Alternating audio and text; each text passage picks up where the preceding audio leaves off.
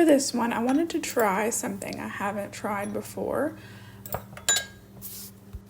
I think the technique is called spun cotton. I saw a couple of videos of people doing this, and I liked how simple it was and how simple the materials were. You can use different materials than what I'm using. I'm going as basic as I can here. Right now, I'm making the glue to glue the cotton, and it's just cornstarch and water. I'm just going to take a tablespoon of cornstarch and make a slurry like you were doing it to thicken a soup. And I'm just taking a cup of water and taking a tablespoon of that water, and I'm going to mix that to make my slurry. And I'm going to bring the rest of that cup of water to a boil, and then I'm going to lower it to a simmer and then slowly add a little bit at a time this slurry, this cornstarch and water mixture until it thickens up. Super easy. You can also, instead of making this glue, this sort of glue, you can use watered down Mod Podge or watered down school glue, just like you would when you're decoupaging anything.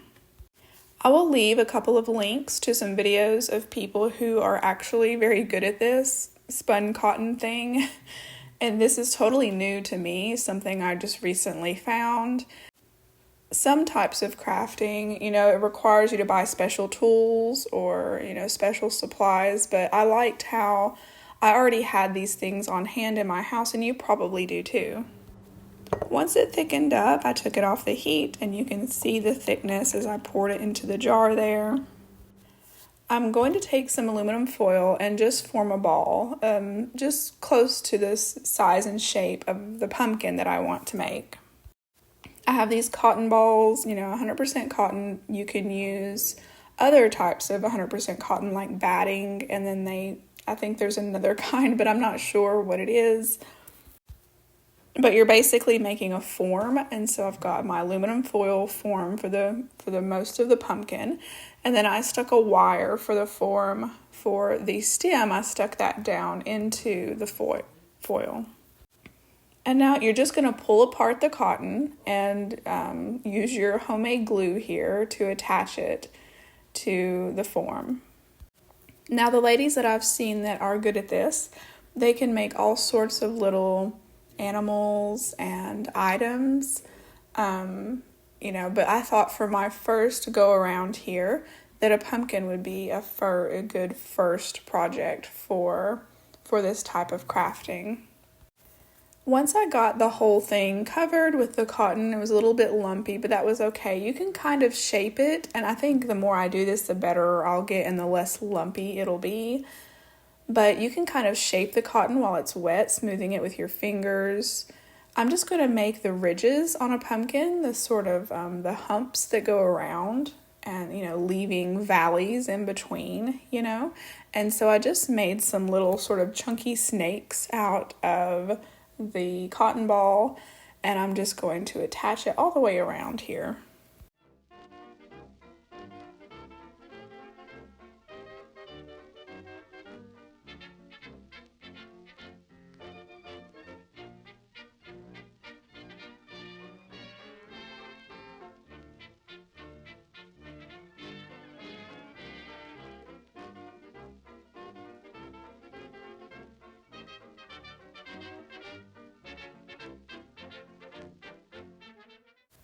If you want sort of sharper indents, you can do what I did and just press like a butter knife or, some sort of spatula that you have into it, to make the indents a little bit more pronounced.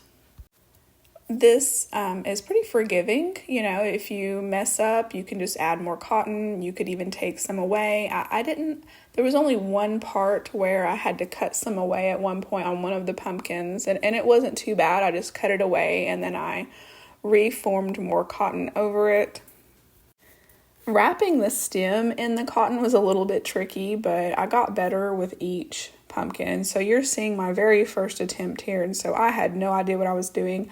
Honestly, I didn't even watch a whole video. I just saw the basics and, sort of scrubbed through the video just so I had the basics of it. And so I should go back and watch some more videos. It would give me, you know, some better ideas for technique. But this is the sort of thing I think that the more you do, the better you'll get at it. I watered down some pumpkin and some burnt umber. The burnt umber was already watered down, but I watered it down some more to make a, you know, really warm orange to paint this pumpkin.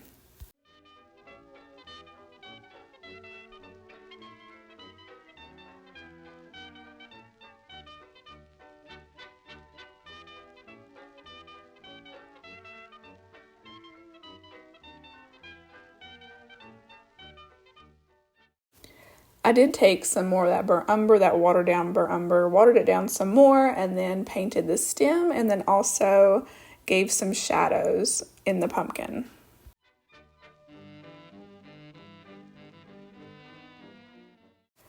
I have these berry baskets here I got off of Amazon. The one I showed you isn't the exact one that I bought, but it's the ones that I bought are still available. But they were more expensive now than the ones that I showed you there. But you just look up 1 pint berry baskets, and they're wooden, and so you can stain them or paint them any color you like. I took a lighter brown and put some highlights on the stems. So the basket needed something. Instead of a bow, I made a sort of bow with an oblong bead and some dried florals. I didn't use any glue. I just stuck those florals into the bead to where it was very tight so it wouldn't come out. I got these dried florals at Dollar General a while back.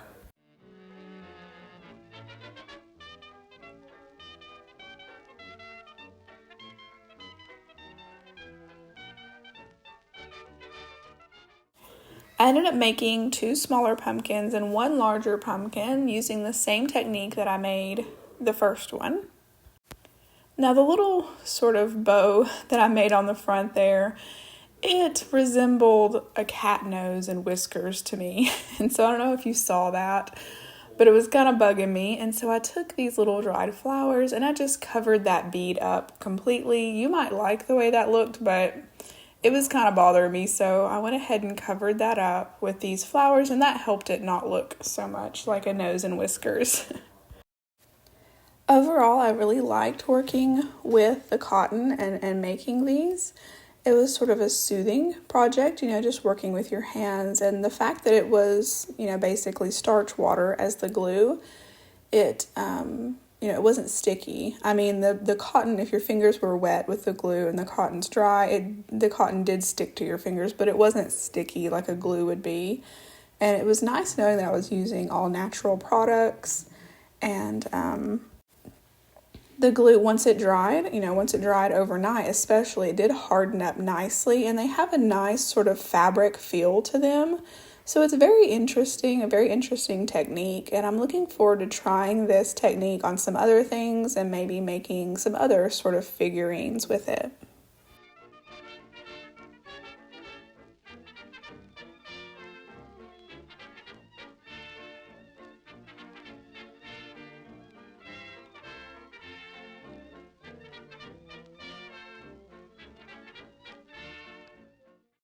This is just a quick reminder that if you like this video, give it a thumbs up and subscribe if you haven't already. That way you don't miss any future videos.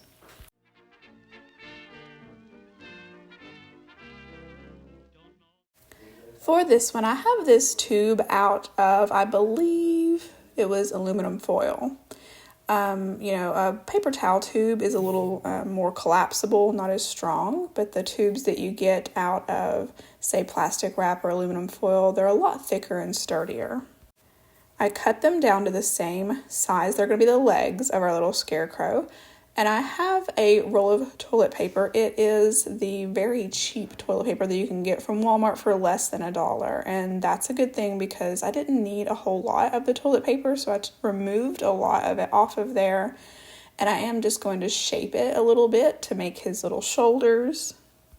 I did cut just like a 1/2 inch off the entire roll to shorten it a little bit because I'd already cut the legs, so I was trying to make the height of the torso and the legs match up and look good. But it just depends on how tall you want your scarecrow to be.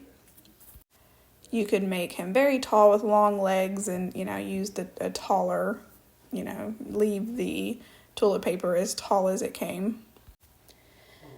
I did, so that the toilet paper wouldn't be unraveling underneath his shirt, I did add some Mod Podge there just to the edges.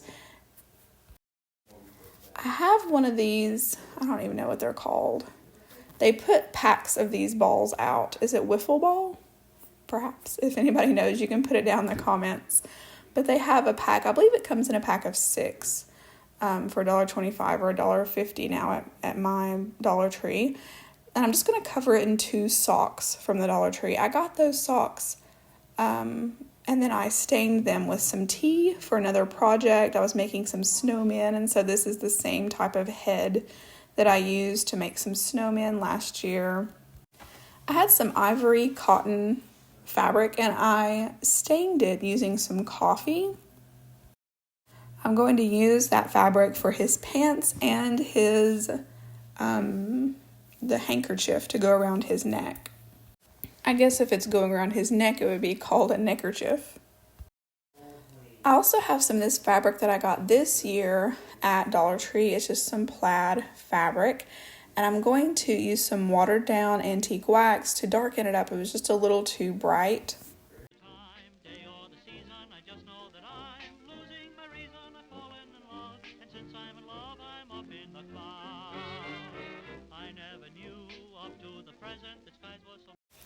I cut down the socks a little bit, and I'm not a sewer, I do not sew, but I can sew on a button onto a shirt, and so I thought I could do this, and it was very easy. So if I can do it, you can do it.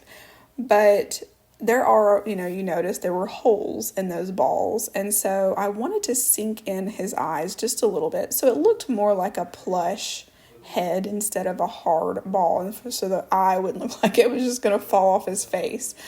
And so I sent the needle through that hole in that ball, and I pulled it tight, and then I glued it. I glued the the thread there, and so now his little eyeball is sort of sunk in his head just a little bit. I thought it gave it a little more of a natural look, like a plush head would if you were making a stuffed animal. And I kept thinking while I was making this, I kept thinking about those little characters on the Dark Crystal. I don't know if y'all remember those, but at this stage, my scarecrow was looking like those little creatures and not like a scarecrow, but it gets better. I tied the sock at the bottom with a rubber band, and then I put some hot glue in there so that it wouldn't come open. And then later on, I also tie some twine on there. So I'm, trying to make sure that his head isn't going to come unraveled. Life was so pleasant, I'm treading on air, haven't a care, I'm up in the clouds. I can't sleep, I just keep counting the stars above. I'm going to use what's left of those socks and roll them up into 2. These are going to be his arms underneath, inside of his shirt sleeves. Now, all of these steps, if you do sew, obviously you could replace using hot glue with sewing. I took the toilet paper roll, and I don't think I covered this part. It kind of went by quickly. But inside of there, I did reinforce the inside of that toilet paper tube with some of those trimmings of that cardboard tube, just to make it so when you squeeze his body, it wasn't going to sort of collapse in on itself. I just rolled and glued everything. Again, if you can sew, you could do sewing for these steps instead, but I wanted to make this as no sew as possible for those of you that don't sew, like me. I rolled up his arms pretty tightly. I didn't want them to be too big around and bulky. And then I did tuck in the fabric on the top where his little neck's going to be. And I cut to the bottom of his shirt into triangles. I thought I liked that look.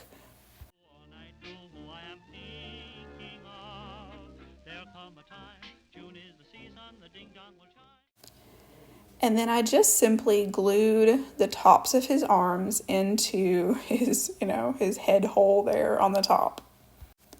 I wanted to cover the bottom there underneath his shirt. So I took some thin cardboard and then glued that to the toilet paper roll. And then I also glued some fabric on top of that. So that's going to be sort of like, you know, his pants, where the pant legs meet his bottom there. You are the reason that I'm up in the clouds and head over heels in love. I took those cardboard tubes for his legs and I just loosely rolled some fabric. I wanted to make sure it wasn't tight on there. I didn't want his pants to look sort of like skinny jeans. I wanted them to be a little loose on his legs.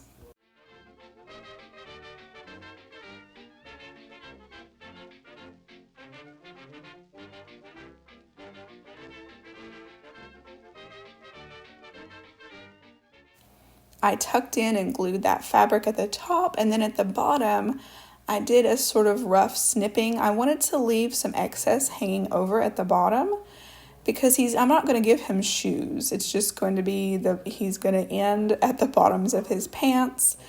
And so I just, wanted to rough up the fabric there.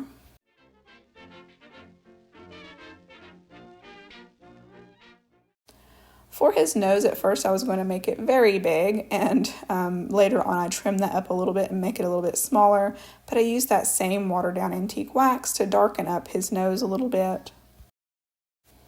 I simply hot glued his legs on, leaving a little space in between. And for the bottoms of his legs there, I'm just going to cut out some more of that chipboard, some thin cardboard. And then I was going to originally give him a base, attach him to a base, like a wood plaque or something. But then I realized as I was working with him that he was actually standing up fairly well. He just needed to be weighted down. And so I took some little rocks and I filled his legs about halfway up with those rocks. And then I capped it off with that thin cardboard. And I made the thin cardboard just a little bit bigger. You can see there. And it's just a little bit bigger than the cardboard tube itself. So it gave it a even wider base. And he is very sturdy. He stands up very nicely on his own. I trimmed his nose down, and then I did want to give him a sewn look. I did glue his nose on to his face. And then I took a needle and thread. And I'm just going to, I don't even know what this stitch is called. I should have looked that up before I started my voiceover. But I'm just going to go back. Is it called a back stitch? I don't know what it's called. I dabbled in embroidery, but I didn't go far with it. So I don't know what the stitches are called. But I'm just going to go back to where the stitch came out, and then I'm going to loop around to make a solid line of the thread instead of there being spaces in between like a running stitch. I want it to be a solid line of thread, but it's very basic. You can see here how easy it is, and whenever I would need to jump to another part of his face, I would just go underneath that sock there and run that needle up underneath underneath the sock there, and then to go from his mouth to his nose. And then whenever I would end what I was working on, I would just bring it out down low on his neck, and that way I wasn't sort of tying off and leaving knots on his face. And you can see there that I went down really close to his neck because that's going to be covered up by his neckerchief later. And then I just tied that off and then hot glued it. Now, if you wanted a sewn look but did not want to mess with the needle and thread, you actually could just glue little clippings of thread or embroidery floss or thin twine onto his face. I've done that before. Just use some like Aleene's tacky glue or something like that, and just glue those little pieces of thread, and that would give the look without you having to actually sew.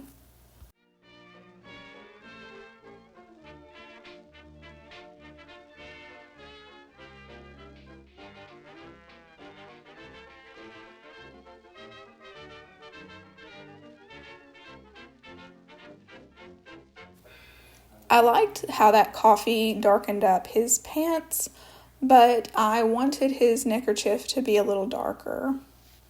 So I took that watered down antique wax and went over that, and that turned out nicely. I'm glad there was like some contrast. I didn't want him to be too awful matchy-matchy. I have this canvas bag that I bought a while back at the Dollar Tree, and I wanted to use it for his hat because it was a pretty stiff material. I just cut out a donut shape. I ended up not using this particular donut shape because of the design on the other side. I was worried it would show through, and it probably would have, but I did use this donut shape that I cut out here as sort of a template for 2 more of them that I glued together, and this is going to be the brim of his hat. I'm not using any sort of pattern or anything. I'm just eyeballing this. It doesn't have to be perfect because it's a scarecrow. And whenever someone makes a scarecrow, they're not worried about, him looking perfect. It's just supposed to resemble a human. So if, your scarecrow just remotely looks like a scarecrow, you did it. I glued a cone of this fabric. I just sort of made a triangle and then wrapped it around and glued it to itself to make a cone. And that's going to be the top of his hat. I could have made this better, and honestly, after I made this cone here, I thought I should probably redo that, but I didn't. I love making projects like this. That's why I also love making Halloween projects, because it doesn't have to be as perfect as your sort of everyday decor that you keep in your home. You know, if you're going to put something on your wall or have something out year round, you want it to be pretty perfect. But something like this sort of rustic fall decor, and then also, of course, Halloween decor, it doesn't have to be perfect. It can be rustic. It can be a little messy looking. It's just supposed to be fun, as long as you make it, look fun. That's really the point of it.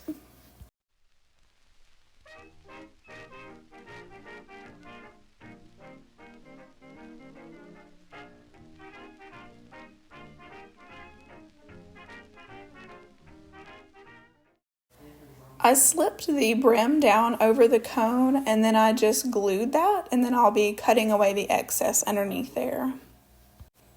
I wanted his hat to have some folds in it for those bends and folds to stay. And so I just put on some finger protectors and then stuck my hand inside his hat and then sandwiched some hot glue to sort of pinch the fabric and hot glued that so that it would have a permanent bend in the hat. For his hair, I'm just hot gluing some of this straw-like raffia. I wasn't sure which one I was going to use. I have the Dollar Tree raffia there and some Spanish moss, but ended up just using the straw-like raffia. That neckerchief, I just tied it on there, but I did secure it with a little bit of hot glue, and I don't even know if I described that part, but I just cut a triangle of fabric, and that was it. The edges are fraying, and that's perfect. It looks good for a scarecrow. I did make a couple of patches, put one on his knee and one on his hat. I originally was going to make him much more rustic, but honestly, he almost looks like he's ready to go to church. He's a little dapper, but that's okay. Not all scarecrows have to be dirty and creepy. Maybe I'll make another, scarecrow that's a little more rustic later on in the year. And he is pretty tall. He's a little over a foot tall if you count his hat. We'll be so happy, we'll always sing if we remember one little thing. A little kiss each morning, a little kiss each night. Who cares if hard luck may be ahead? An empty cupboard across the bread. A little kiss each morning, a little kiss. This is just a quick reminder that in the description box is the link to my Amazon shop, and there you will find craft supplies and tools that I usually use. So if you see something I'm using and want to find that product, then you can follow that link, or just type in amazon.com/shop/craftclassy. For this one, one's really quick. For this one, I have this sign from the Dollar Tree, and I'm just going to give it a base coat of ivory and then go over that with some toasted marshmallow. This will be a printable in the description box if you're interested. Oh, and I did sand off that glitter that was on that sign before I painted it. I'm just Mod Podging the printable to the sign.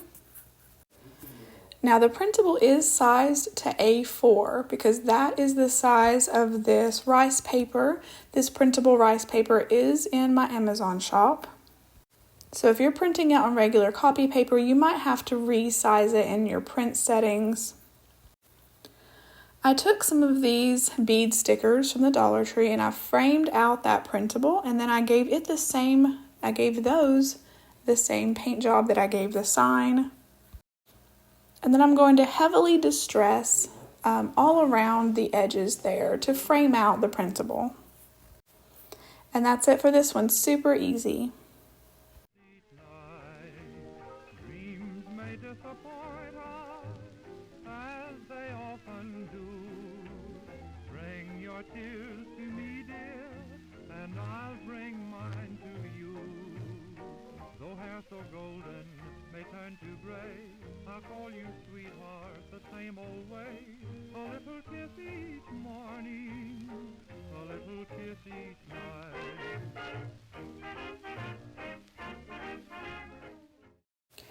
But that's it for this one. These projects were super fun and really made me look forward to getting into these fall and Halloween crafts.